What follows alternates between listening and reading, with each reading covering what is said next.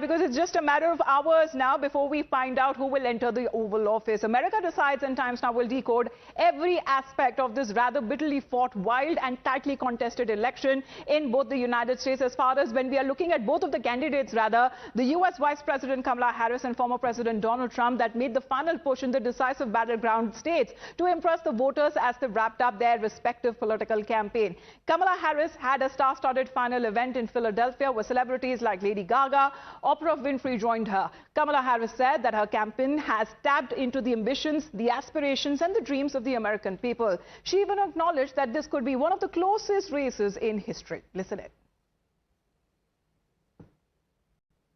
Our campaign has tapped into the ambitions and the aspirations and the dreams of the American people. We are optimistic and we are excited about what we can do together. And we know it is time for a new generation of leadership in America. And I am ready to offer that leadership as the next President of the United States of America. However, the race ain't over yet. And we must finish strong, and this could be one of the closest races in history. Well, this admission Kamala Harris that is giving and the momentum that is set on our side. However, when it comes to the final plea to the voters at his last rally in Michigan, Donald Trump, the former U.S. president and the Republican presidential candidate, vowed to fix America. He said that Joe Biden and Kamala Harris broke it, and he will be the one to fix it. This is my last rally. Can you believe it? The rallies, these big, beautiful rallies, there's never been anything like it. And there never will be anything like it. And it just happened. It caught on. And I think it caught on because our country's in trouble. And, you know, I happened to be a messenger that was able to tell you what you knew, because most people understand it. Most people with common sense, we're the party of common sense, they understand it. But this is all you need to know. I mean, Joe and Kamala broke it, and I will fix it. I'll fix it fast.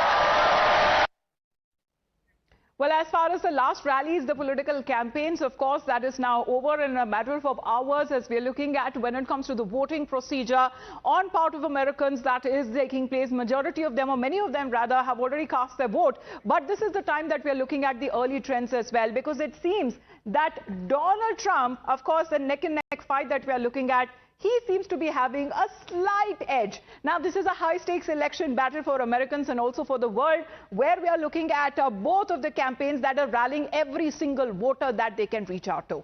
In this race, this tight race, every vote counts, and that could be one of the ones that tips the balance, and that is something that we in India can appreciate, having seen very close contests in our own elections. For India, a nation that values its partnership with the United States, from the world's oldest democracy to the world's largest democracy, is the outcome of this race is pivotal. It's crucial, with both Kamala Harris and Donald Trump representing very different directions for US-India relations. Let's, in the meantime, also talk about how Indian Americans are the one who have considerable influence when it comes to numbering approximately 5.2 million total number of Indian American, a very strong community there, one of the largest immigrant community right after the Mexicans. So where we are looking at 1.5% of the share of Indian Americans who are in the United States, and also one of the highest earning ethnic groups in the United States, where we are looking at 2.6 million total number of Indian American voters, eligible voters in the United States of America.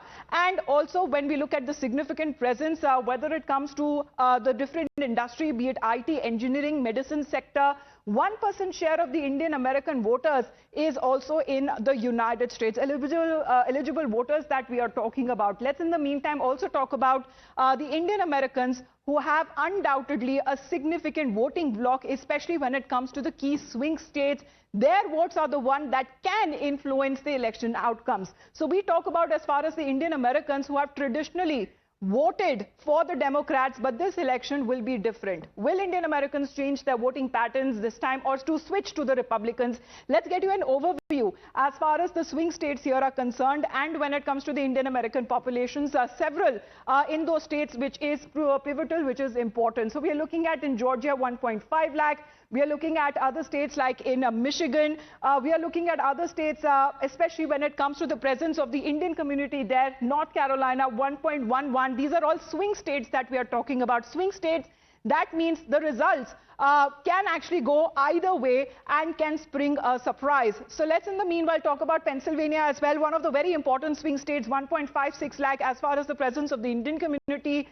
Texas has 4.75 lakh. Wisconsin has 37,000. So this is the AAPI Victory Fund source that we're picking up as far as these numbers are concerned. Let's in the meantime listen in to the reactions that have been coming in, especially how strong or what role can the Indian community really play when it comes to the outcome of the US presidential elections. The race is very, very tight in the battleground states. There's no question about it. The Hindu and Indian vote in the battleground states, which is almost 1 million votes in the battleground, 7 battleground states when you combine them.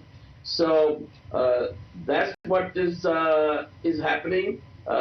Hindu and Indian Americans are going to decide who the next president of the United States will be. So Times Now is there on the ground in the United States covering the US elections, where Malvika Jain recently spoke with Pennsylvania House Representative Arvind Venkat. Let's listen in to him. Hello and welcome to Times Now. I'm Malvika Jain and I have with me Representative Arvind Venkat. He's a member of the House of Representatives in the state of Pennsylvania, a key swing state. It is often said that whoever wins the state of Pennsylvania wins the US presidential elections. And that is why both Kamala Harris and Donald Trump have been aggressively campaigning in this state until the D-Day. Representative, welcome to Times Now. My first question to you is that we are in the midst of the presidential elections in the U.S. Tomorrow is the formal voting day. Early voting has already been taking place. Pennsylvania is a key state. It's a swing state. You have Trump and Harris both aggressively campaigning in the state of Pennsylvania. What makes it so unique? And what has been the role of the Indian American community? You are a part of the Indian American community. What do you see as its contributions? Thanks for having me on your news show. Pennsylvania is critical because under the United States electoral process, which is really based on the number of votes cast within each state, Pennsylvania is the largest swing state within the United States. And so essentially who wins Pennsylvania will likely win the presidency. I'm very fortunate to be a state representative in Pennsylvania. I'm the first Indian American to serve in our state house in the over 200-year history of Pennsylvania. And the Indian American community and the South Asian community in general within Pennsylvania is extraordinarily critical. When we look at the recent electoral history in Pennsylvania, Donald Trump won Pennsylvania by less than 1% of the vote in 2016. Joe Biden won Pennsylvania by a little over 80,000 votes, or about 1% of the vote in 2020. There are close to 200,000 Indian Americans in Pennsylvania, and there's probably another 75 to 100,000 more other South Asians in Pennsylvania. So really, the South Asian community, the Asian American community overall, is the margin of difference within the electorate within this key state. And who are they supporting? Who are the Indian Americans supporting? Are they supporting Harris or Trump? So I don't want to speak in generalities, but if you look at polling, the Indian American community is one of the most democratically inclined communities within Pennsylvania and across the United States. It's probably close to 70% of the Indian American population that by polls is voting for Kamala Harris. The Asian American community is, similar, but not quite as overwhelmingly democratic. But Trump has been trying to actively reach out to Indian Americans. You are a Democrat, but is there any factors that are making you insecure and making you believe that some voters, the Indian American voters who have typically voted for the Democratic Party, may lean towards Donald Trump? Well, each voter makes their own individual decision. My personal feeling is that Kamala Harris is a much stronger message, and it's not simply because she has an Indian American background. her message of trying to build up the middle class, to restore reproductive rights, to address gun violence, to make healthcare more affordable, to have an immigration system for this country that both emphasizes border security and channels of legal immigration. I think all of these resonate predominantly with the Indian American community in a very positive way. So for me, as an Indian American, married to another Indian American with two Indian American daughters who are going to be voting in their first presidential election this year, for me, this choice is very clear. And again, I think for the vast majority of Indian Americans in Pennsylvania, that will be the case in supporting Kamala Harris tomorrow in the presidential election.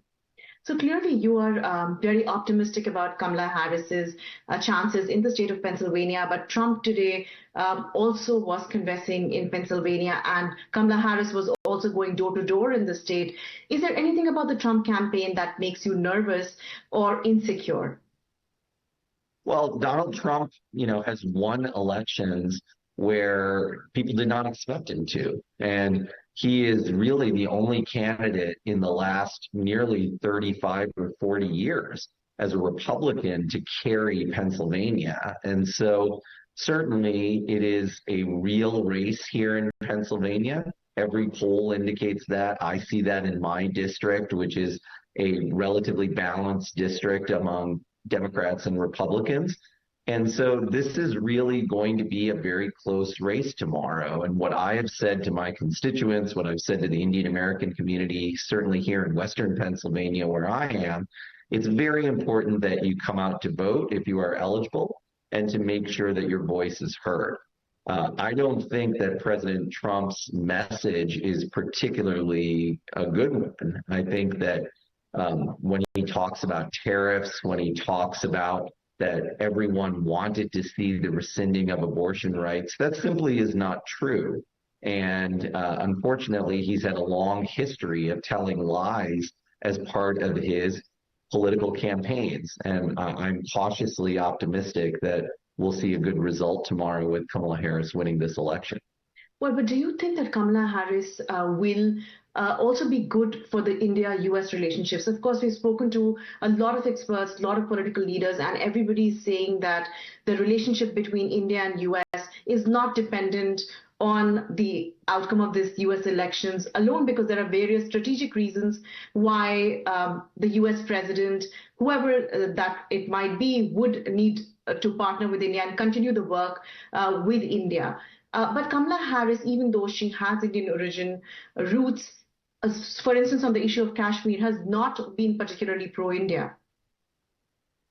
Yeah, we've seen over the last, 15, 20 years that the U.S.-Indian relationship has blossomed quite a bit. And I think it really, at its root, is because the Indian diaspora here in the United States has grown and has matured in a way that it puts pressure on elected officials, whether Republican or Democrat, to maintain a good relationship. This year in Pennsylvania, myself, an Indian American state senator, and a Republican state senator were able to pass into legislation recognition of Diwali as a holiday within the state of Pennsylvania. That would not have happened except for the very effective advocacy of the Indian American and South Asian community. So I would agree that there's going to be a strong relationship between the United States and India, regardless of whether it's Harris or Trump. But I think that India, being the world's largest democracy, and the U.S. being the world's oldest democracy, there are a lot of shared interests.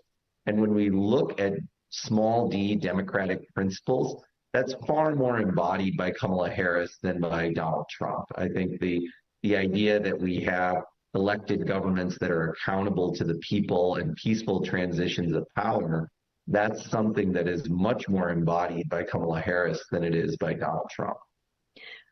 Well, it remains to be seen who is going to win in this election. Donald Trump is equally making attempts to reach out to India and partner with the country. So I think we'll just have to wait it out to see who wins tomorrow and who particularly wins in the state of Pennsylvania. Of course, it's a close contest in the India Connect that we have been talking about. As far as Kamala Harris is concerned, she traces her roots back to India. And there are pujas, the prayers that are already taking place as far as in her ancestral village there in Madurai. So many of them as far as praying for the victory of Kamala Harris and whether she becomes one of the first woman president who has roots here in India to lead the country as one of the topmost economies of the world, or whether it will be Donald Trump, who has another special relations with India where he refers often to Prime Minister Narendra Modi as his good friend. We'll leave you with these pictures. We'll be back on the other side of a very short break.